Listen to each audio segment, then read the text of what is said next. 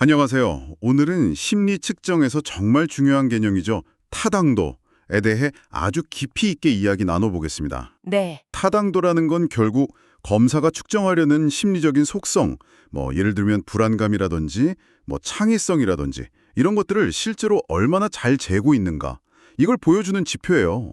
아하. 이게 제대로 되어 있어야 우리가 그 검사 결과를 믿고 쓸 수 있는 거겠죠.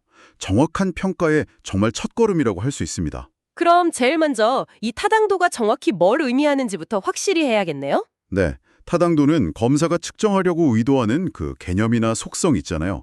그걸 실제로 얼마나 정확하게 충실하게 측정하고 있는가, 그 정도를 말합니다. 그러니까 쉽게 말해서 재려는 걸 제대로 재고 있나? 이 질문에 답하는 거라고 보시면 돼요. 아, 재려는 걸 제대로 재고 있나? 여기서 그럼 신뢰도랑 관계를 안 짚고 넘어갈 수가 없겠는데요? 타당도가 높으려면 신뢰도는 그냥 기본으로 깔고 가야 하는 건가요? 정확합니다. 신뢰도는 타당도를 위한 필요 조건이에요. 필요 조건? 네, 그러니까 타당도가 의미 있으려면 반드시 그 검사는 신뢰로워야 해요. 측정할 때마다 결과가 막 들쭉날쭉하면 뭘 제대로 쟀다고 말하기 어렵잖아요. 그렇죠. 일관성이 있어야죠. 그렇죠. 그런데 여기서 중요한 건 신뢰도가 높다고 해서 반드시 타당도까지 높은 건 아니라는 점입니다. 아, 그건 아니다. 네.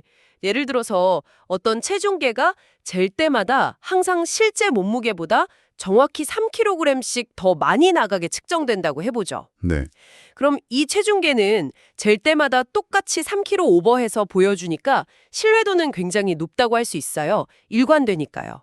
하지만 정확한 몸무게, 즉 측정하려는 속성을 제대로 보여주진 못하죠. 아, 그러네요. 그러니까 타당도는 낮은 거죠. 이 둘은 그런 관계예요. 비대칭적이죠. 그렇군요.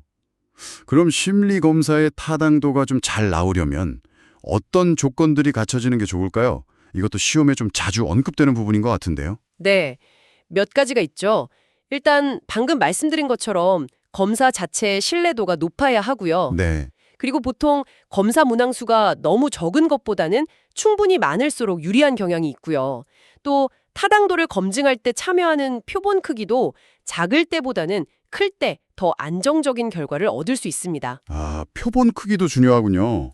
네, 그 외에도 몇 가지 조건이 더 있긴 합니다만 일단 신뢰도와 문항수, 표본 크기가 기본적으로 중요하다고 볼 수 있겠네요. 알겠습니다. 그럼 이제 본격적으로 타당도의 종류들을 하나씩 살펴볼까요? 이게 또 시험에서는 아주 중요하게 다뤄지잖아요. 네, 그렇습니다. 첫 번째로 내용 타당도. 이건 뭔가요? 내용 타당도는 말 그대로 검사의 내용을 보는 겁니다.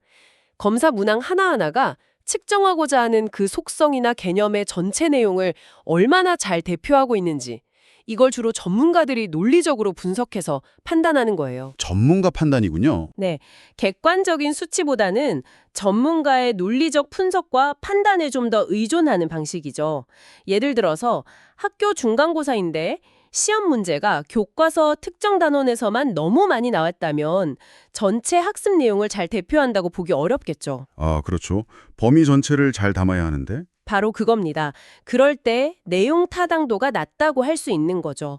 주로 학력 검사나 성취도 검사에서 아주 중요하게 생각하는 타당도입니다. 그럼 이건 가끔 검사받는 사람들이 이 검사 문항들 보니까 내가 뭘 검사받는지 알겠네? 그럴듯하네 하고 느끼는 거랑은 다른 건가요? 그걸 안면 타당도라고 부르는 것 같던데. 아, 네네. 좋은 질문입니다. 안면 타당도랑은 좀 구별해야 하는데요. 네. 안면 타당도는 말씀하신 것처럼 검사를 받는 일반 수검자 입장에서 비전문가가 보기에 이 검사가 재려는 걸 재는 것처럼 보이는 정도를 말해요. 아, 보이는 정도. 네, 그럴듯해 보이느냐? 내용 타당도랑 비슷해 보일 수 있지만 판단하는 주체가 다르죠. 내용 타당도는 전문가가 내용의 대표성을 따지는 거고, 안면 타당도는 수검자가 겉보기에 그럴듯하다고 느끼는 정도를 말합니다. 물론 안면 타당도가 높으면 수검자들이 검사에 더 성실하게 임할 수 있다는 장점은 있습니다. 그렇군요. 판단 주체가 다르다는 게 핵심이네요. 자, 내용 타당도가 검사 내용 자체에 집중했다면 이번엔 검사 점수가 다른 어떤 기준, 그러니까 얼마나 관련 있는지를 보는 타당도도 있겠죠. 이게 기준 타당도인가요? 네, 맞습니다. 기준 타당도 혹은 준거 타당도라고도 하는데요. 이건 검사 점수가 어떤 외적인 기준, 그러니까 이미 타당하다고 알려진 다른 검사 점수라든지 아니면 미래의 행동 결과 같은 것들과 얼마나 관련이 있는지를 통계적으로, 경험적으로 검증하는 방법입니다. 아, 외적 기준과의 관련성. 네, 이 기준이 현재 시점의 기준이냐 아니면 미래 시점의 기준이냐에 따라서 두 가지로 또 나뉩니다. 아, 그게 바로 공인 타당도란 예언 타당도로 나뉘는 거군요. 네, 정확합니다. 각각 좀 더 구체적인 예를 들어주시면 이해가 확 될 것 같아요. 좋습니다.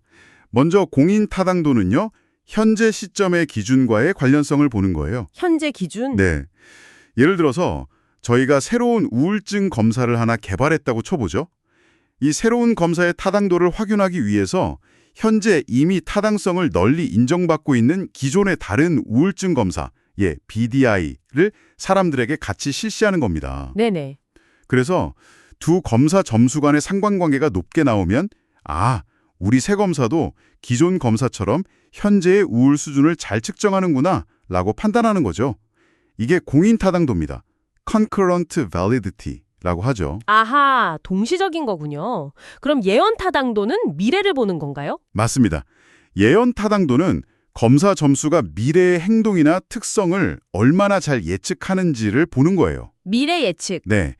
가장 흔한 예가 대학 수학 능력 시험 점수나 회사 입사 시험 점수죠. 이 점수가 나중에 대학 학점이나 실제 업무 성과를 얼마나 잘 예측하는지 그 관련성을 보는 겁니다. 입사 시험 성적이 높은 사람이 나중에 일도 잘한다면 그 입사 시험은 예언 타당도가 높다고 할 수 있겠죠. Predictive Validity입니다. 아, 명확하게 이해가 되네요. 공인은 현재, 예언은 미래. 자, 내용 타당도, 기준 타당도 살펴봤고요. 이제 어떻게 보면 가장 중요하고 또 개념적으로 조금 복잡할 수도 있는 구성 타당도로 넘어가 보겠습니다. 이건 뭘 확인하는 거죠? 네, 구성 타당도, 이걸 구인 타당도라고도 들으는데요. 이게 사실 심리 측정에서는 가장 중요하고 궁극적인 타당도라고 할 수 있습니다. 가장 중요하다고요? 네.